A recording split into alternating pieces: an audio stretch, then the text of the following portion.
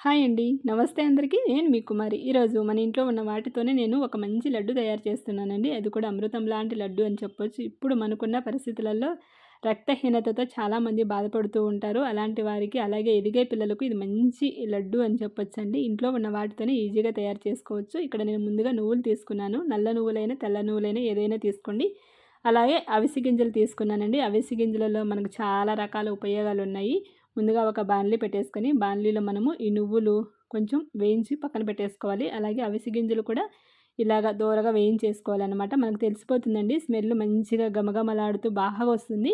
అలా రెండిటిని మనము వేయించి పక్కన పెట్టుకున్న తర్వాత ఇందులో కొంచెం బెల్లం వేసుకోవాలండి. బెల్లం వేసుకొని మంచిగా ఒకసారి కలిపేసుకొని మిక్సీ జార్‌లో మెత్తగా పట్టేసుకోవాలి. లేదు అంటే మీరు రోట్లో అయినా దంచుకోవచ్చు. ఇలా చిన్న చిన్న లడ్డూలు చేసుకొని రోజు ఒకటి తిన్నామంటే ఎదిగే పిల్లలకు మంచిగా ఉపయోగపడుతుంది. ఈ వీడియో నచ్చిందా? Thank you.